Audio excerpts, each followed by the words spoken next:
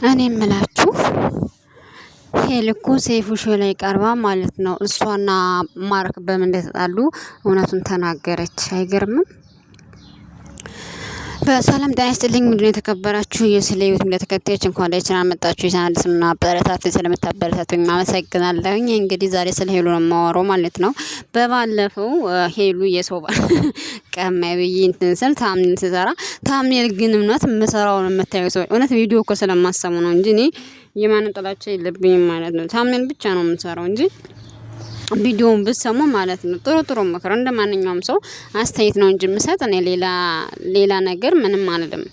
ግን እናንተ ማለት ነው በቃ በጣም ታምኔል አይታችሁ ተሳደባላችሁ። አይታችሁ መታችሁ በታምኔል ብቻ ተሳድባችሁ ትሄዳላችሁ። ምን ችግር አለው እኛንስ ብታበረታቱ? እና እኔ የምላችሁ ማለት ነው ከማርክ ጋር ለምንድን ነው የተጣሉት? ማለት ለምንድን ነው የተጣሉት? ግን እውነት እኮ ማለት ነው ፍቅረኛሞች አልነበሩም ማለት ነው እኮ። አሁን ደግሞ ጭራሽ አክስቷ እናቷ እያሉ ማለት ነው ቲክቶክ ላይ ስለጥፉ ነበር። እውነት ለመናገር ቲክቶክ ላይ ስለጥፏት ነበረ። እና ማለት ነው አንዳንድ ጊዜ ከሚዲያ መዋሸት አይቻልም።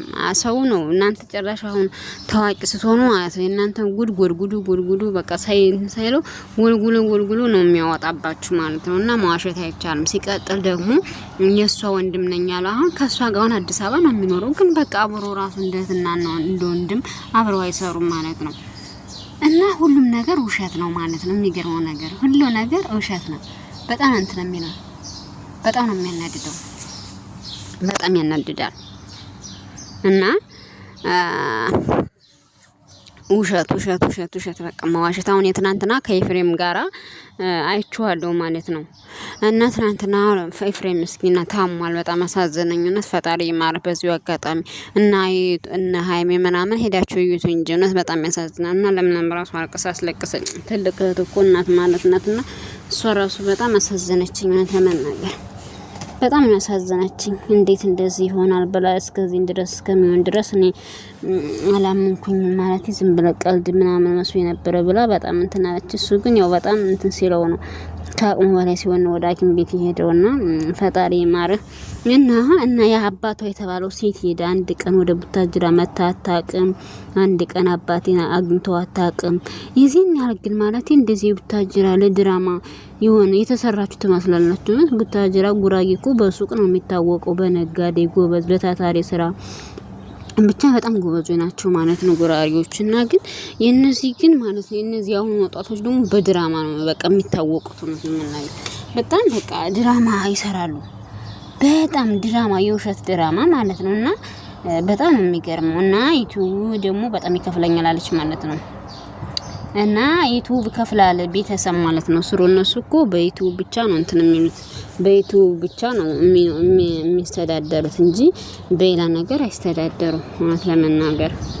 ስለዚህ የየሻቸው ነው ፏ ብለው ነው ጸዳ ያለ ቤት ተከራይተው የሚኖሩትና እኛ ግን ችግራችን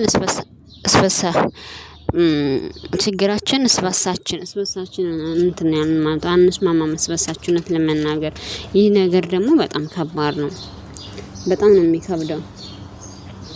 እንደዚህ መሆን የለበትም። አሁን ብዙ ልጆች አሉ ከስደት ይሄዱ አበረታቱን እንደዚህ ነው ሲሉ አናበረታታቸውም። በቃ ዝም ብለን የሆነ ብቻ ምን ልበላችሁ የማይሆን ነገር የሚሰሩትን ነው ይሄን የምናበረታታ። ይሄ ለምን ይሆናል ማለት ይሄ መሆን የለበትም። ትንንሾችን ብናበረታታቸው ብር ቢያገኙ ሀገራቸው ላይ ቢሰሩ እኛ እንሰደዳለን እነሱን እናያለን። እዩ ማለት ዩቲዩብ እኮ ይከፍላል። ስሩ፣ ይሄን ከፋቱ፣ ይሄ በዚህ ነው ኳይሉም ትልቅ ዩቲዩበሮች ምክንያቱም ይሄንን እንትን ካሉ ማለት ነው እንትን ይላሉ ማለት የሆነ ተመልካች ይቀንስብናል ብለው ይፈራሉ ነው ለመናገር። እና አሁን ይቻውን ቤት ዩቲዩብ መተባለው ናት እሷ አሁን ዩቲዩብ ክፈቱ እያለች 10 ጊዜ ታዋሪ። ግን እሷ መለጠቅማ ነው ለመናገር። ለምን ክፈቱ ስትል መክፈት የማያውቁት እንትን ይላሉ። መክፈት የማያውቁት ብር ይከፍላሉ 10,000 ብር። እንግዲህ ዩቲዩብ ብቻ ስለከፈተች 10,000 ብር። እስቲ እንደው እናቴ ተሙት እንደው እናንተ ፍረዱማ። አሁን ዩቲዩብ መክፈት አሁን 10,000 ብር የሚያስበላ ነው? እንደው ዩቲዩብ መክፈት ምንድነው የሚከብደው? እስኪ የሆነ ራሷን እንደ መምህር አድርጋ እንደ በቃ እናቴ እንደዚህ ብላ አስተምራኛለች። ምን እስከ 8 እስከ 4 ነው ያስተማራችት። ምንድነው ይሄ? ምንም እኮ የሚከብድ ነገር ዩቲዩብ እኮ እግዚአብሔር ደግሞ ዩቲዩብ የሚያስተምሩት አውቀው ነው። ምንድነው አውቀው? ምንም አውቀው አይደለም የሚያስተምሩ ሲጀምር ማለት ነው። ዩቲዩብ መክፈት ምንም 10 ሺህ ብር አያስበላም። እንደው በዛ ከተባለ ማለት በኢትዮጵያ 2 ሺህ ብር በጣም ይበቃታል። እንደው ለዛውም አንድ ጊዜ ክሬት ማድረግ ብቻ እኮ ነው። ምን ደቂቃ ይንተናል እንዴ?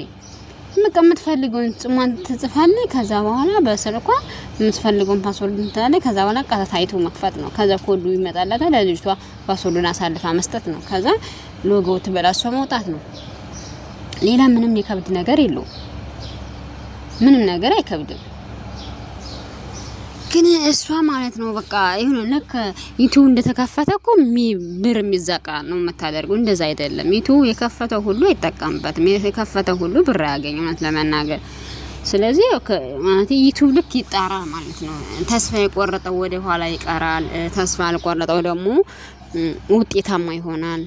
እውነት ለመናገር ውጤታማ ይሆናል። አሁን ለምለምና ሳባው ትልቅ ዩቲዩበሮች አሁን እነሱ በቃ ዩቲዩብን ትተውታል።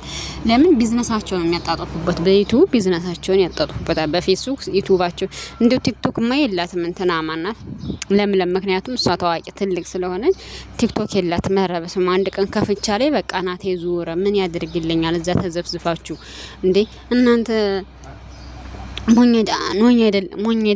ናችሁ እንዴ? እንዴት ትላላችሁ? አልገባኝም ማለት ምን እንዳሉ ታውቃለህ?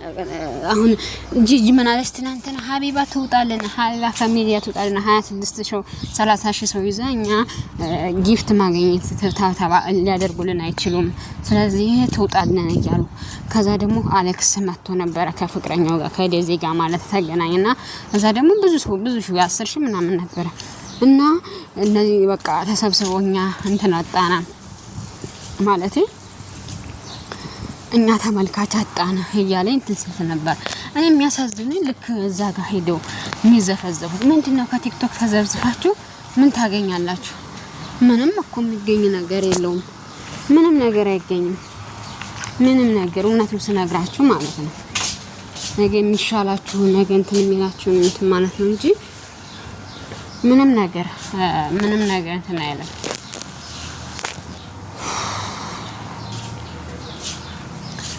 ነገ የራሳችሁን ነገር አሁን ሶሻል ሚዲያ ቲክቶክ የሚሰሩበት አሁን ብዙ ጊዜ በላይ ቲክቶክ አሁን እንደዚህ ዱባይ ምናምን ማንኛውም ያሉ ይሰሩበታል። ግን ለስራ ካልሆነ አይምራችሁን በጣም ነው የሚበርዘው እንዴ። ፌስቡክ እና ቲክቶክ ፌስቡክ እና ዩቲዩብ በመንጣሙ ፌስቡክ እና ዩቲዩብ እኮ ማለት ነው እናንተ ሲፈልጋችሁ መርጣችሁ ማየት ትችላላችሁ። ያ በቃ ስክሪን ስታደርጉ ወደታችሁ ስታደርጉ ማለት ወደ ላይ ስታደርጉ በቃ አይምራችሁ በዚያ ነው የሚመረዘው። ዘፈኑ ይመጣል፣ ስልቡ ይመጣል፣ መዝሙሩ ይመጣል፣ ፖለቲካው ይመጣል። የትኛውን እናንተ እንትን የምትሉት የትኛው? በጣም ነው እኮ እንትን የሚለው በጣም ነው የሚከብደው እውነት ለመናገር ማለት ነው። እና ያለው ነገር ይሄ ነው። ስታደርጉ እንትን ማለት አለባችሁ። ለነገ ማለት የተሻለውን ነገር ለነገ ማድረግ አለባችሁ ለማለት ያህል ነው እንጂ ሌላ ነገር አይደለም። ቤተሰብ እኛ ተመልካቹን እንቀራን። ቲክቶክም ስንሰራ ተደብቀን ብንወጣም እኛን የሚያየነን የለም። ግዴታ ተሳዳቢ የሆነ ነገር ካልሆናችሁ አያዩችም ማለት ነው። እና እንደዛ ከምን የራሳችሁን ነገር ክሬት አድርጋችሁ የሚሻላችሁን ነገር በሚዲያ የምታደርጉትን ነገር ብታደርጉ የተሻለና የተመረጠ ይሆናል ማለት ነው ቤተሰብ። እና እኔንም እስኪ አበረታቱኝ። እና የቢኒ ነገር ግን እንዴት ነው የሚሆነው ማለት ነው? ቢኒ እውነት ፍቅር ይዞሻል እንዴ?